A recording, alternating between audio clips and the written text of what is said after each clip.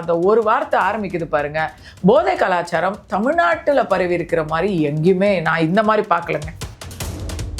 நான்குநேரியில எந்த போலீஸுக்குமே எப்பவுமே வருமுன் காக்க மாட்டாங்களா அவங்க? அதானே நான்குநேரியில் நடந்தது இல்ல தெரியாமலாம் நடக்குது. தெரியாமல அந்த அப்போ அப்படி தெரியாம நடந்துருச்சு, எங்களுக்கு தெரியவே இல்லை அப்படின்னு சொன்னா அதுவுமே ஒரு அவமானம் தானே போலீஸ்க்கு. போதையால் சமூக விரோத செயல்களும் வன்முறை சம்பவங்களும் பாலியல் கொடுமைகளும் பார்த்தீங்கன்னா மேக்சிமம் தமிழ்நாட்டில் தான் இருக்கு. திட்டமிட்டு பைக்கில் வந்து முகமூடி போட்டுக்கிட்டு வந்து ஆள் அடையாளம் தெரியக்கூடாது அப்படின்னு சொல்லி முகமூடி போட்டுக்கிட்டு வந்து இதெல்லாம் பண்ணியிருக்காங்கன்னு சொன்னா இதுல வேற ஏதோ மிகப்பெரிய ஒரு சதி இருக்கு. அம்மா ஜெயலலிதாவுடைய ஆட்சியில் இது நடந்துச்சா? திமுக வந்ததுக்கு அப்புறம் இன்னும் அதிகமான ஒரு ஏப்ரல் மேல இதுக்கு விடிவு வந்துடும் அப்படிங்கிற ஒரே ஒரு நம்பிக்கையில தான் நம்ம வந்து பேசுறோம். இல்லைன்னா எனக்கு பேசக்கூட பயமா இருக்கு தம்பி.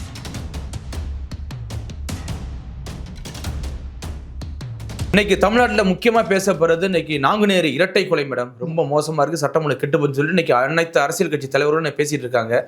நீங்க எப்படி மேடம் பாக்குறீங்க?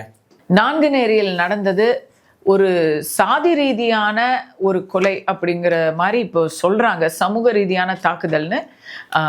நான்குநேரிங்கிறது ஏற்கனவே அங்க ஒரு 50 ஆண்டு வன்முறை வரலாறு இருக்கு. கண்டிப்பா அங்க சாதிங்கிறது ரொம்ப வந்து நீர் பூத்த நெருப்பா அப்பப்போ எரிமலையா வெடிக்கிற ஒரு மிகப்பெரிய கொடுமையா தான் அங்க இருக்கு. அந்த ஏரியாலே அது ரொம்ப அதிகம். 3 சமூகங்கள் அதிகமாக இருக்கக்கூடிய, எனக்கு என்னுடைய சமூகமும் அங்க இருக்கிறதுனால சொல்றேன், 3 சமூகங்கள் டாமினண்டா இருக்கிற இடத்துல ஒரு சமூகத்தினர் மீதி 2 பேரை வந்து எப்பவுமே உரண்டை இழுக்கிறதுங்கிறது வருஷக்கணக்கில் இருக்கக்கூடிய ஒரு பிரச்சனை தான். அங்கே உள் விவகாரத்திற்கு கள நிலவரத்தில் பார்த்தீங்கன்னா ஒரு டாமினன்ட் காஸ்ட் வந்து ஒரு மீதி 2 பேரை, ஒரு பட்டியலின சமுதாயத்தையும் உழைப்பால் உயர்ந்த இன்னொரு சமுதாயத்தையும் அவங்களுக்கு வந்து சச்சரவு வெட்டுக்குத்து வந்துக்கிட்டே இருக்கும். வெட்டுக்குத்து இடம்தான் அது. அதில் திமுக வந்ததுக்கப்புறம் இன்னும் அதிகமான ஒரு நாடு முழுதும் தமிழ்நாடு முழுதும் அதிகமான ஒரு வன்முறை கலாச்சாரத்தை நம்ம பார்க்குறோம். ஏன்னா எல்லாருமே வந்து அடிதடியில் ஈடுபடுறவன்லாம் திமுக பேரை சொல்கிறான். நான் யார் தெரியுமா அப்படின்னு கேட்குறான்ல, அதெல்லாம் வந்து முன்னாடி அம்மா ஜெயலலிதா ஆட்சியில் நான் அதிமுகன்னு சொன்னால் பின்னிடுவாங்க, என்கவுண்டர் பண்ணிடுவாங்க, பின்னிடுவாங்க. இப்போ வந்து அதெல்லாம் ஆவதியர் உண்மையா பொய்யோ நான் திமுக காரன்றான். உண்மையும் இருக்கு. பாதி பேர் வந்து ஏதோ ஒரு திமுக நிர்வாகியா இருக்கிறான், இது செயலாளர் இருக்கிறான், அதுவா இருக்கிறான், இதுவா இருக்கிறான். நேற்று 2 வயசு பொண்ணை ஒரு சீரழிச்ச ஒரு ஆளு பார்த்தீங்கன்னா திமுக நிர்வாகி. அதுக்கு முன்னாடி நாளே பார்க்கிங்ல பைக்கு வச்சுட்டான் அப்படின்னு சொல்லி ஒரு குடும்பத்தை வந்து காரால முட்டி மோதி ஒருத்தர் ஆன் த ஸ்பாட் க்ளோஸ், ஒரு பெரியவர் அந்த குழந்தையும் அதோட தாயையும் வந்து இது குற்ற உயிரா மீண்டும் மீண்டும் போய் காரால இடிச்சு தாக்கி இருக்கிறாப்புல. இது யாரு? திமுக குடும்பம். ஏதாவது எங்க போய் பார்த்தாலும் ஒரு திமுக வரலாறு இருக்கு. அதுக்கு முன்னாடி நீங்க பாத்தீங்கன்னா ஒரு இது பண்ணி பெண்களை வந்து வச்சு ஹாஸ்டல்ல இருந்த பெண்களை வச்சு ஏதோ ரகலை பண்ணி ஒரு ஆளு பிடிப்பட்டாரு. அதுக்கு முன்னாடி பாத்தீங்கன்னா வீட்டு வேலை செஞ்ச பொண்ணை வந்து ரகலை பண்ணிட்டாங்க, அது திமுக. இப்படி நிறைய திமுக வருது. இதுலயும் திமுக சம்மந்தப்பட்டிருக்கா? திமுகவுடைய ஆட்சியாளர்கள் சம்மந்தப்பட்டிருக்காங்களா, இல்லை ஆட்சிக்கு நெருக்கமானவர்கள் சம்மந்தப்பட்டிருக்காங்களா? இது ஒரு அண்ணா யூனிவர்சிட்டியா, இது ஒரு கஞ்சாவா? ஏன்னா போதை அப்படிங்கிற அந்த ஒரு வார்த்தை ஆரம்பிக்குது பாருங்க. போதை கலாச்சாரம் தமிழ்நாட்டுல பரவி இருக்கிற மாதிரி எங்கேயுமே நான் இந்த மாதிரி பார்க்கலங்க. நிறைய இடத்துல போதைப் பொருள் பிரச்சனை இருக்குது. போதைப் பொருள் விற்பனை கொடி கட்டி பறக்குது. நான் இருக்கிற தெலுங்கானால இருக்குது, கேரளால இருக்குது, எல்லா இடத்துலையும் இருக்கு. ஓகேயா? ஆனா போதையால் சமூக விரோத செயல்களும் வன்முறை சம்பவங்களும் பாலியல் கொடுமைகளும் பார்த்தீங்கன்னா மேக்சிமம் தமிழ்நாட்டில் தான் இருக்கு. உண்மைதான். ஏன்னா அந்த அளவுக்கு ஒரு 9 பேர் போரை உள்ள போய் பூந்து விட்டுறாங்க. இது வந்து ஜாதி பிரச்சனை எல்லாம் கிடையாதுங்க. ஒரு மாற்றுத்திறனாளியா வாய் பேச முடியாது, காது கேட்காது. ஜானுங்கிற அந்த தம்பி, அவருடைய ஆன்மா சாந்தி அடைய நான் வந்து கர்த்தரை வேண்டிக் கொள்கிறேன். வேற என்ன சொல்ல முடியும்? அவங்கெல்லாம் வந்து முதல் முறை, அதாவது அந்த ஏரியா வந்து எனக்கு சொந்த ஊருங்கிறனால நான் சொல்றேன். அந்த ஏரியா வந்து ரொம்ப வாய்ப்புகள் மறுக்கப்பட்ட இடங்க அது. கண்டிப்பா. பட்டியல் சமூகத்துல இப்போ நிறைய பேர் இருக்கிறாங்க, அவங்க பட்டியல் சமூகம்னு சொல்லுவாங்க, ஆனா ரொம்ப செல்வந்தர்களா இருக்கிறாங்க, ரிச்சா இருக்காங்க, சூப்பரா இருக்காங்க. இன்னைக்கு வந்து கலாநிதி மாறன் அவர்களுடைய சமூகம்னு நீங்க பாத்தீங்கன்னா, அவர் சமூகம் ஒண்ணு, ஆனா அவர் வந்து இந்த தமிழ்நாட்டின் மிகப்பெரிய பணக்காரர். அதே இடத்துல இருக்கக்கூடிய சிவநாடார் வந்து நாடார் சமூகத்தை சேர்ந்தாலும் அவர் வந்து இன்னைக்கு இந்தியாவிலேயே மிகப்பெரிய பணக்காரர். ஆனா நாங்குநேரியில் அப்படி இல்லை. இந்த ரெண்டு சமூகங்களையும் சொல்றேன், எஸ்சியும் சரி நாடாரும் சரி ரொம்ப சாதாரண நிலைமையில இருக்கிறவங்க தாங்க அங்க. அதுல இவர் மாற்றுத்திறனாளி பாவன், டீ கடையில வச்சு பொழைச்சிக்கிட்டு இருந்த ஒரு மனுஷனை மீண்டும் மீண்டும் வந்து சுட்டிருக்கிறாங்க, இது பண்ணியிருக்கிறாங்க, வெடிகுண்டு போட்டிருக்கிறாங்க. அப்படி அவர் என்ன தவறு பண்ணியிருக்கிறாரு? அத்தோட சரி, அவர் தான் தவறு பண்ணார்னா எவனோ ஒருத்த பாவம் என்ன ஒடிசாலேருந்து வந்தவன், அவனுக்கும் இதுக்கு என்ன சம்பந்தம்? உட்கார்ந்துருந்ததுக்கு செத்துட்டான், டீ குடிச்சதுக்கு செத்துட்டான், அவன் என்ன சம்பந்தம்? அதனால இது ஜாதி பிரச்சனைன்னு நான் நினைக்கல. அப்படியா இருந்தா ஜாதி பிரச்சனைனா அந்த நேரத்துல வெட்டு குத்துன்னு ஏதாவது ஒரு ட்ரிகர்ல வரும். திட்டமிட்டு பைக்கில் வந்து முகமூடி போட்டுக்கிட்டு வந்து ஆள் அடையாளம் தெரியக்கூடாது அப்படின்னு சொல்லி முகமூடி போட்டுக்கிட்டு வந்து இதெல்லாம் பண்ணியிருக்காங்கன்னு சொன்னா இதுல வேற ஏதோ மிகப்பெரிய ஒரு சதி இருக்கு. இல்ல இதன் பின்புல வந்து மிகப்பெரிய ஒரு ரவுடி இருக்காப்ல, பாயாசம் என்கிற பேச்சு பத்தின ஒரு ஆள் இருக்காரு. அந்த நியூஸை நான் பார்த்தேன். அந்த டீம் தான் தீபக் ராஜா கொலையிலையும் சம்மந்தப்பட்டிருக்கு.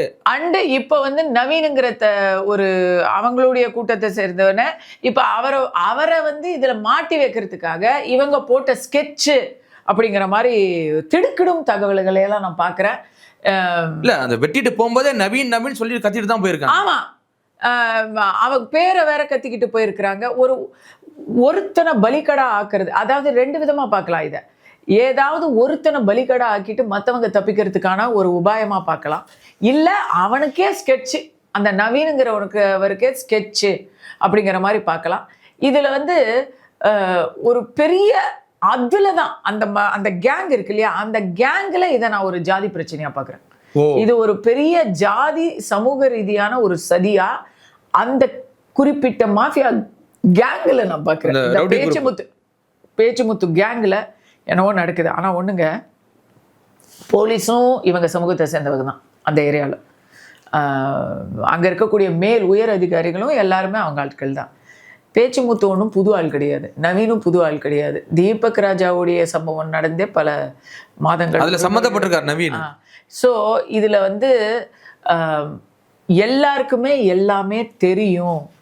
ஆனால் நமக்கு பதிலாக என்னமோ கண்ணாமூச்சி ஆட்டம் நமக்கு தான் காமிச்சிக்கிட்டு இருக்கிறாங்க. ஒன்று சொல்கிறேன், இன்னைக்கு வந்து 9 பேர் அரெஸ்ட் பண்ணியிருக்கோம் அப்படின்னு சொல்கிறாங்க. அதில் வந்து நான்குநேரியில் ஒரு மாணவனை வந்து ஸ்கூல் தகராறுல வீட்டில் வந்து அந்த தேவர் சமுதாய பசங்க வந்து பெரிய இதுவாயிடுச்சு, அவங்களுக்கு மான பிரச்சனை ஆயிடுச்சு. வீட்டில் வந்து படிக்கிற பிள்ளைய வெட்டிவிட்டாங்க. ஏன்னா எல்லாரும் அப்படி யோசிக்க மாட்டாங்கல்ல. ஜாதிங்கிறது எப்போ வரும்னா ஏதாவது ஒரு ட்ரிகரில் தான் அதெல்லாம் வரும். இல்லைன்னா டீச்சர்ஸ், அந்த பிள்ளைய பாராட்டின டீச்சர்ஸும் அதே இனத்தை சேர்ந்தவர்களாம், வெட்டினவனும் அதே சமூகம், டீச்சர்ஸும் அதே சமூகம் தான். டீச்சர் வந்து பிள்ளைய மாணவராக பார்க்குறாங்க. அதாவது நம்முடைய வேலையில் நம்ம வந்து ஒரு கடமை உணர்ச்சியோடு இருக்கிறோம், நேர்மையாக இருக்கிறோம், வெற்றி நமக்கு கிடைக்கும். தோல்வி கிடைக்கிறதுக்கு காரணம் நம்ம மேலே இருக்கிற தவறு. ஒன்று சோம்பேறியாக இருக்கலாம், இல்லை திமிரா இருக்கலாம், இல்லை வேற ஏதாவது கெட்ட பழக்கம் இருக்கலாம். ஆனால் அதுக்கு நம்ம பழியை வேற ஒருத்தன் மேலே போடுவோம். இவனால தான் என் வாழ்க்கை போச்சுன்னு நினச்சி தவறான சிந்தனையில் வந்து வன்முறையில் ஈடுபடுறது. இதுக்கு ஜாதி ஒரு காரணமாக இருக்கலாம். அப்படிதான் அந்த நான்குநேரி. எதுக்கு இதை சொல்ல வரேன்னா, நான்குநேரியில் அந்த கேஸில் சம்மந்தப்பட்ட 2 பேரை இதில் சேர்த்துருக்குறாங்க. ஆமாம், அவங்க உண்மையாகவே ஹிஸ்ட்ரி ஷீட்டரா, உண்மையாகவே அவங்க அடியாள் தானா, வெட்டுக்குத்து தான் அவங்க வாழ்க்கையா, இல்லை அக்யூஸ்டு 2 பேரும் சேர்க்கணும்பான்னு விசாரணை மாதிரி அர்ஜென்ட். இப்போ எலெக்ஷன் வருது, அர்ஜென்ட்டாக நம்ம வந்து கேஸ் ஏதாவது ஒன்று ஃபைல் க்ளோஸ் பண்ணணும். சரி வா, கேஸ் வாங்குறவனையெல்லாம் போட்டு ஒரு இது ஒரு ரெடி பண்ணி கோர்ட்டில் நம்ம சொல்கிறபடி அவன் எப்படியும் பேசி சொல்லிட்டான், நம்ம இந்த பிரச்சனையை வச்சு தாண்டிடலாம் அப்படின்னு போலீஸ் நினைக்கிறாங்களா என்பதற்கு தீவிர விசாரணை வேணும். என்னை பொறுத்த வரைக்கும் சிபிசிஐடியை விட நேரடியாக இதை வந்து மத்திய அரசுக்கு அனுப்பிடுறது பெட்ரு. ஏன்னா இதெல்லாம் வந்து பல ஆண்டுகளாக இருக்கக்கூடிய சட்டம் ஒழுங்கு பிரச்சனை. அது என்ன, 4 நெறியில எந்த போலீஸுக்குமே எப்பவுமே வருமுன் காக்க மாட்டாங்களா? அவங்க அதானே எப்போ பார்த்தாலும் வெட்டினதுக்கு அப்புறம் போய் பார்ப்பாங்களா? சினிமா போலீஸா? அதுவும் இந்த பாயாசங்கிற பேச்சு முத்து மனைவியே கொண்டிருக்காரா மேடம்? ஹிஸ்ட்ரிஸ்ல இருக்கு. இல்லை அதெல்லாமே எல்லாமே கேஸ் நடக்குதுங்க. எப்போ வந்து அது நிரூபிக்கப்படுது அப்படிங்கிறதே நம்ம பார்க்கணும். ஆனால் இந்த மாதிரி ஏற்கனவே கான்ட்ரவர்சியாக சர்ச்சைக்குள்ளான ஆட்களுக்கு நீங்கள் வந்து கண்காணிப்பில் தானே வச்சுருப்பீங்க. கோயம்புத்தூர் சம்பவத்தில் என்ன ஆச்சு? கோயம்புத்தூரில் ஏர்போர்ட்டுக்கு பின்னாடி ஒதுக்குப்புறமான இடத்துல ஒரு காரில் வச்சு ஒரு பொண்ணை இது பண்ணி விட்டாங்க. அந்த அவளோட வந்த ஆண் வந்து ஓடிவிட்டான், விட்டுட்டு ஓட்டான். எதுக்கு அதை சொல்ல வரேன்னா, அதில் வந்து 3 பேர் கூட்டுப்பாளையில் அந்த பொண்ணை பண்ணியிருக்கிறாங்க. அந்த 3 பேரும் ஹிஸ்ட்ரி சீட்டரு. ஏற்கனவே ஒரு மர்டர் கேஸில் அவங்க வந்து பெயிலில் வெளியே வந்திருக்கிறாங்க. டெய்லி அவங்க எங்கே இருப்பாங்க நீங்கள் கண்காணிக்க மாட்டீங்களா? அதானே டெய்லி போய் அவங்க கையெழுத்து போட வேணாமா? சரி, எனக்கு கையெழுத்து கூட போடலைன்னாலும் ரெகுலரான அக்யூஸ்டு அவங்கள நீங்கள் என்ன ஏதுன்னு பார்க்க மாட்டீங்களா? அப்புறம் என்ன அங்கே கோயம்புத்தூரில் அதனால தானே அந்த பிரச்சனை. அதாவது கோவில்பட்டியிலேருந்து கோயம்புத்தூருக்கு அவங்க 3 பேரும் ஒரே வண்டியில் வந்திருக்காங்க. 3 பேர் ட்ரிபிள்ஸ் வந்திருக்காங்க ஃபுல் சரக்குல. நீங்கள் எந்த இடத்துலையுமே பிடிக்கல. அப்போ என்னதான் புரியல? ட்ரிபிள்ஸ் வந்தது ஒரு குற்றம், சரக்கடிச்சிட்டு வண்டி ஓட்டுறது ஒரு குற்றம், ஊரை விட்டு ஊர் வந்திருக்கிறாங்க அக்யூஸ்டா அங்கே இருக்கிறவங்க, அது ஒரு குற்றம், ஒதுக்குப்புறமான இடத்துல பாலியல் குற்றம் பண்ணா அது ஒரு குற்றம். எப்போ தான் பிடிப்பீங்க? எண்டு டைட்டில் கார்டு போட்டதுக்கு அப்புறம் வருவீங்களா? ப்ரெஸ் மீட் கொடுக்கறதுக்கு மட்டும்தான் போலீஸா? இப்போ இதுக்கு ஒரு ப்ரெஸ் மீட் கொடுப்பாங்க பாருங்க 4 நெறி விஷயத்துல. ஏன் அதை சொல்றேன்னா, அக்யூஸ்டே எல்லாம் நீங்க கவனிச்சுக்கிட்டே வச்சுட்டு இருந்தீங்கன்னா நடக்குமா? அம்மா ஜெயலலிதாவுடைய ஆட்சியில் இது நடந்துச்சா? எப்படி ஏன் நடக்கல? வீரப்பனை பிடிச்சாங்க. அவங்க வீரப்பன் அவர்கள் நல்லவரா கெட்டவராங்கிறது அடுத்த விவாதம். ஆனா அவங்க பிடிச்சாங்க. ஏன்னா போலீஸுக்கு மரியாதையும் கொடுத்தாங்க, சுதந்திரம் கொடுத்தாங்க, மரியாதையும் கொடுத்தாங்க. அதே சமயத்துல பக்காவா அவங்களுடைய எதிர்பார்ப்புகளையும் அவங்க வந்து கட்டுப்பாட்டுக்குள்ள வச்சிருந்தாங்க. கட்டுக்கோப்பா இருந்துச்சு. போலீஸ்னா அவங்க மரியாதையா அவங்க they have to earn they have to deserve their respect. அப்போ நீங்க வந்து தவறு நடந்தா சும்மா இருக்க மாட்டேங்கிற அந்த ஒரு பொறுப்புணர்வும் இருக்கு. அதே சமயத்துல ஒரு தமிழகத்தின் தலைவி நம்மளை வந்து இவ்வளவு மதிக்கிறாங்க, நம்பிக்கை வச்சிருக்காங்க அப்படிங்கிற பெருமையும் இருக்கு. அதனால அவங்க ஒர்க் பண்ணாங்க. இன்றைய ஆட்சியில காவல்துறை வந்து ஆட்சியில இருக்கிறவங்களுக்கு ஏவல் செய்யறதுக்கு தான் பயன்படுத்திக்கிட்டு இருக்கிறாங்க. அவங்களுக்கு வேண்டாதவங்களை அரெஸ்ட் பண்றது, அவங்களுக்கு வேண்டாதவங்களை அச்சுறுத்த வருது, இல்லைன்னா அவங்களுக்கு வேண்டியவங்க போய் கேஸ் கொடுப்பாங்க. நிகிதா மாதிரி போலீஸ் ஒரு பெரிய அதிகாரி இன்னைக்கு வந்து அவரை துறை மாற்றம் பண்ணியிருக்கிறாங்க. அவருடைய ஆசீர்வாதம் பெற்ற இந்த பெண்ணு நிகிதாவோட ஆசீர்வாதம் தான் அவருக்கு பட்டிருக்கான். இல்ல அந்த கேஸ்ல அப்படிதான் மேடம் இருக்கு. ஏன்னா ஜட்ஜி கேட்டிருக்காரு, அந்த பொண்ணை என்ன பண்ணியா, ஏதாவது வழக்கு போட்டிருக்கீங்களா, என்கொயரி பண்ணீங்களா, ஜட்ஜி கேட்டிருக்காரு மேடம். ஒரு பையன் செத்து போட்டாங்க, அப்பாவி பையன். அதுதான் போலீஸோட வேலையா? அந்த போலீஸோட வேலை அதுதானா?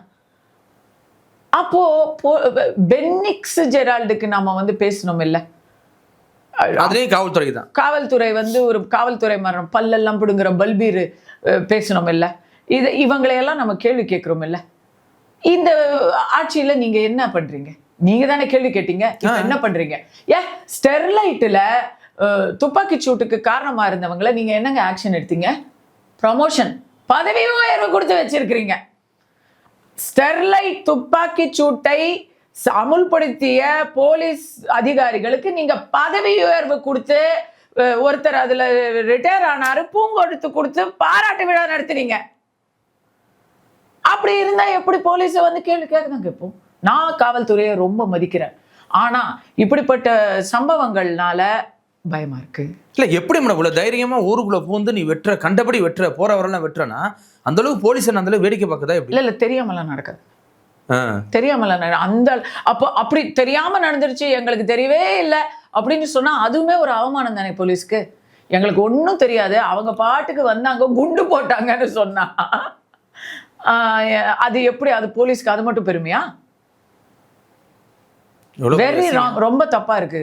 இது வந்து இது முதலும் இல்லை கடைசியும் இல்லைன்னு நினைக்கும் போதுதான் பயமா இருக்கு, வயிற்றுல கலக்குது.